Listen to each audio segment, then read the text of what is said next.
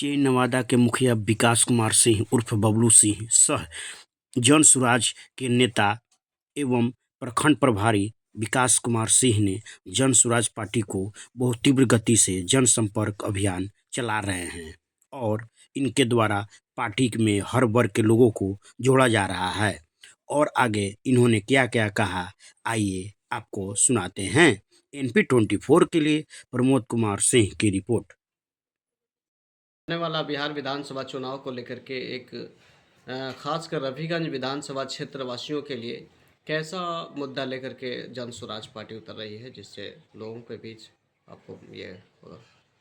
देखिए, जन स्वराज पार्टी इस बिहार, बदहाल बिहार को, पिछड़ा बिहार को अग्रणी बिहार के रूप में लाने के लिए जन स्वराज पार्टी जन जन के बीच जा रही है। जात पात संप्रदाय से ऊपर उठकर लोगों को ये एक नए बिहार बनाने के लिए अपना कंधा लगाने की बात कह रही है। जन स्वराज पार्टी भ्रष्टाचार के मुहिम के भ्रष्टाचार जो हमारे यहाँ बिहार में व्याप्त है, उस भ्रष्टाचार के विरुद्ध में जन स्वराज पार्टी लोगों को अपना कंधा लगाने को बोल रही है। और ऐसे परिस्थिति में बिहार, पूरे बिहार बदलाव की स्थिति में है। आप सब देख रहे होंगे बिहार में क्या स्थिति अभी उत्पन्न हुई है। वो जंगल राज से सुशासन बाबू के राज तक आप सबों ने देखा है। 40 साल बनाम अब जो नवंबर का चुनाव होगा, वो नवंबर का चुनाव जो होगा वो आप देखेंगे कि जन स्वराज पार्टी की तरफ कैसे लोगों का बदलाव, जो बिहार में बदलाव की स्थिति है, वो जन स्वराज के बैनर तले ही लोगों को उम्मीद दिख रही है। ऐसे में लोग जन स्वराज के साथ एक संगठन खड़ा हो रहा है। मैं आपको बता दूं, जन स्वराज पार्टी एक ऐसी पार्टी है जो 1 लाख सदस्यता के साथ ये पार्टी का निर्माण हुआ। अभी विगत साल भी नहीं लगा, 2 अक्टूबर 2024 को वेटनरी कॉलेज में लाखों की संख्या में लोग उपस्थित थे जिस दिन इस पार्टी का स्थापना हुआ था। तब से अभी साल भी नहीं लगा है और पार्टी का निरंतर जो संगठन का काम चल रहा है, विस्तार का काम चल रहा है, वो भारी पैमाने पर चल रहा है। मैं आपको बता दूं, आने वाला नवंबर चुनाव बहुत वो दिन दूर नहीं है जब आप देखेंगे जन स्वराज का जलवा।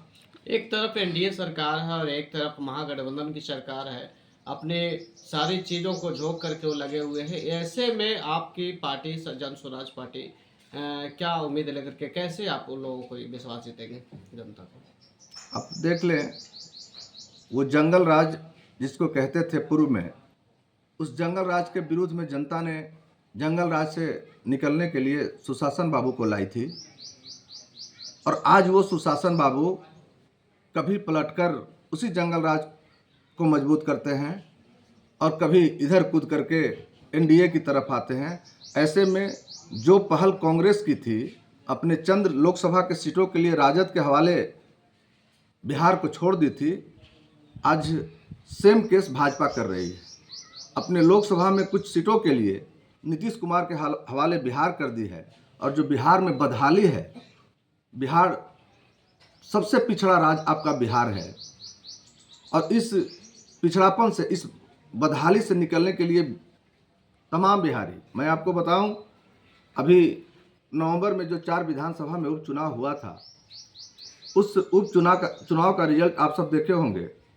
तो उसमें आपको मैं बताऊं, ये चारों उपचुनाव का जो आया था वोट परसेंटेज, वो 10.5 थी रेशियो। और आपको मैं बताऊं, ये नीतीश कुमार दल बने तकरीबन 35-40 साल हो चुका है, आज भी उनका टोटल वोट ग्राफ है 11%। अब आप समझिए, ये 11% 40 साल की पार्टी का वोट का परसेंटेज है। और हमारी पार्टी बनती है अक्टूबर में, सिंबल मिलता है हमारा नवंबर में, और नवंबर में ही चुनाव होता है। उस दौरान छठ भी होती है। मुश्किल से 1 हफ्ता की ये पार्टी थी। 1 सप्ताह की पार्टी जो ये 4 चुनाव लड़ी, उसमें 10.5% वोट लाना ये तय करता है कि तमाम बिहारवासी बदलाव के मूड में हैं। और उस बदलाव में जन स्वराज एक तीसरा ऑप्शन बन के आई है, जो लोगों का इस भ्रष्टाचार के मुहिम से आगे बढ़ाएगी, आगे निकालेगी। ऐसे उम्मीद से लोग जुड़ रहे हैं, ये ग्राफ आपका बता रहा है। क्या आने वाले विधानसभा चुनाव में जन स्वराज की क्या प्राथमिकता लेकर जनता के बीच जा रही है और क्या उम्मीद लगाई है? देखिए, जन स्वराज आएगी तो 5 चीज हो जाएगी। पहला होगा पलायन रोको। पलायन रोकना सिर्फ कहना नहीं है कि पलायन रोको, कैसे रुकेगा इस संदर्भ में भी जनसुराज लोगों को बता रही है कि प्लान कैसे रुकेगा। दूसरा है बुजुर्गों को जो 400 रुपया पेंशन भीख के तौर पे मिल रहा है उसको 2000 रुपया देना। तीसरा है सस्ते दर पे सरकारी गारंटी पर साल का 4% ब्याज दर पे महिलाओं को ऋण देना। चौथा है 0 से 15 साल के बच्चों के लिए उच्च स्तरीय शिक्षा का प्रावधान कराना। और पांचवा है किसान के लिए जो अपने खेती से कमाई कैसे करें उसके लिए ये 5 चीज हो जाएगी। और जन सुराज आएगी तो ये 5 चीज हो जाएगी जो हमारा नियमावली है, या जो हमारा क्या उसको बोले, जो हमारा लोगों के बीच में जा कर के कहने का जो है, ये 5 चीज है कि जन सुराज आएगी, ये 5 चीज हो जाएगी। और ये पांचों सिर्फ कागजी पर लिखावट नहीं है, ये पांचों का डिफिनीशन सहित हमारे पास है। कैसे पलायन रुकेगा, कैसे किसानों की वृद्धि होगी, कैसे बच्चों को उच्च गुणवत्ता शिक्षा दी जाएगी, और कैसे वो वृद्ध को 2000 पेंशन देंगे, और कैसे बच्चों को उच्च गुणवत्ता का शिक्षा देंगे। ये पांचों चीज़ पर हमारा सिर्फ कहना नहीं है, उसका एक खाका तैयार है हमारे पास। जैसे ही हमारी सरकार बनेगी, मैं आपको बताऊं, सरकार बनते ही पहली प्रधान पर ये, ऐसे तो भ्रष्टाचारी अनंत है, लेकिन ये 5 चीज़ों पर हमारा फोकस है, जनसुराज का फोकस है। और ये 5 चीज़ हम आते सरकार में उसको पूरा करने का प्रयास करेंगे। बहन मान सम्मान योजना एक आने जा रहा है, जैसा कि उन्होंने कहा कि हमारी जीत होगी तो हम सबसे पहले इसको लागू करेंगे। क्या आप उस पर क्या कहना चाहेंगे? आप देख लीजिए, बिहार का बजट है 240 करोड़ का, और 240 करोड़ का बजट में सरकार चलाने में जो खर्च हो जाता है 100 से 150 करोड़ रुपया इनको सरकार चलाने में खर्च का ब्यौरा आता है, जो आपका ग्राफ बताता है। बजट के नाम पर 50 से 70 करोड़ डेवलपमेंट मुद्दों पे रहती है सरकार की, जिसमें नली गली या अन्य विकास की योजनाएं चर्चा जिस पर होती है विधानसभा में कि बजट लिया गया, तो वो बजट बिहार में खर्च करने के लिए सरकार चलाने के बाद अगर छोड़ दे तो 50 से 70 करोड़ रुपया सरकार के पास बजट होता है, जिससे डेवलपमेंट की बात करती है। और ये क्या कह रहे हैं कि हर वो महिलाओं को मैं 25 रुपया दूंगा। आप सबों के पास कैलकुलेटर है, गुना करिए। 6 करोड़ की आबादी है हमारे बिहार में महिलाओं की।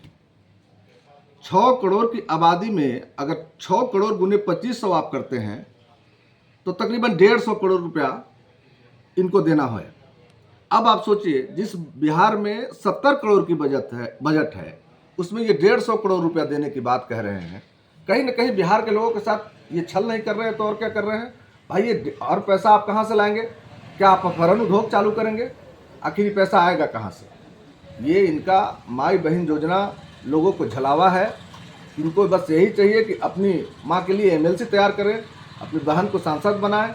यही माँ बहन योजना का इनका मुख्य उद्देश्य है। माँ बहन योजना आप चालू कर रहे हैं, माई बहन योजना के तहत जो राशि आएगी वो राशि कहाँ से आप लाएंगे? वो राशि के लिए कौन सा खजाना आपके पास है? तो इस मुद्दे को लेकर अभी तो कह रहे हैं कि जो पेंशन की व्यवस्था होगी 500 की जगह 2000 रुपया देंगे, तो आपकी पार्टी कहाँ से बजट लाएगी? मैं कह रहा हूँ कि वो पूरे हम सभी नागरिक की नहीं बात कर रहे हैं, हम 60 वर्ष से ऊपर की महिलाएं, पुरुष, ये दोनों की मैं बात कर रहा हूँ कि 60 वर्ष से ऊपर के जो महिलाएं और पुरुष है उनको मैं 2000 रुपया दूंगा, न कि तमाम पुरुष वर्ग को। ये माँ बहन योजना तमाम महिलाओं की बात कर रहे हैं जो 6 करोड़ आबादी है। अब आप वो तो सीनियर सिटीजन के लोग जो हैं 60 से ऊपर के लोग हैं, उनकी संख्या लिमिट है, और वो हम जो कह रहे हैं सो करेंगे, कह ही नहीं रहे हैं। हम तो ये भी कह रहे हैं कि हम किसानों को उच्च कमाई के लिए उच्च खेती कैसे हो उसके लिए हम उसको मनरेगा से जोड़ेंगे, ये भी हम कह रहे हैं। हम ये भी कह रहे हैं कि बच्चों को उच्च गुणवत्ता का शिक्षा प्रदान करेंगे, उसके लिए भी हमारे पास सोच है, उसके लिए भी हमारे पास सारा फंडा तैयार है। कुछ लोगों का मानना है कि आपकी जन स्वराज पार्टी कहीं बीजेपी के साथ। देखिए, अब ये लोग तो यही कहेंगे, बीजेपी के साथ अगर अलायंस करना होता तो मैं आपको बताऊं, जनसुराज पार्टी के सूत्रधार प्रशांत किशोर जी उसी बीजेपी के लिए काम किए थे और जदयू के लिए काम किए थे। मैं आपको बताऊं, इनको सारा बागडोर इनके हाथों में था जब जदयू और भाजपा के लिए काम कर रहे थे। अगर इनको भाजपा से लगाव होता तो ये भाजपा इनको अपने एमएलसी के लिए कहीं ना कहीं सीट दे देती, अपने पद पे कहीं सुशोभित कर देती, कहीं भी मंत्री इनको बना देती। लेकिन आप ये देख लीजिए कि आदमी कितना निस्वार्थ है। ये बिहार बदलाव के लिए आज तक सबों को मदद किया, चाहे वो जदयू की बात कह लीजिए, भाजपा की बात कह लीजिए, लेकिन बिहार में बदलाव जिस ख्याल से इन्होंने लोगों को मदद किया, अपने रणनीति बना करके भाजपा या जदयू को मदद किया, वो कहीं लोग उस पर खरे नहीं उतरे और पलायन रोकने में असफल रहे। यहाँ से कट किए थे। प्रगति यात्रा नीतीश कुमार का जो चल रहा है, उस प्रगति यात्रा में ये जो जगह जगह छलावे के तौर पे वादे हो रहे हैं, भाई चुनाव के समय में ही लोगों को क्यों याद आता है? हमारा पतलगंगा में तो ये मेडिकल कॉलेज का आज लड़ाई तकरीबन 8-10 वर्षों से चली आ रही थी। ओरा पंचायत के इर्द गिर्द ट्रॉमा सेंटर बनाने की भी लड़ाई चली आ रही थी। आप इतने वर्षों में आपको याद नहीं आया? चुनावी वर्ष जब आता है तो आप ऐसी घोषणा करते हैं। जनता इतनी नासमझ थोड़े है।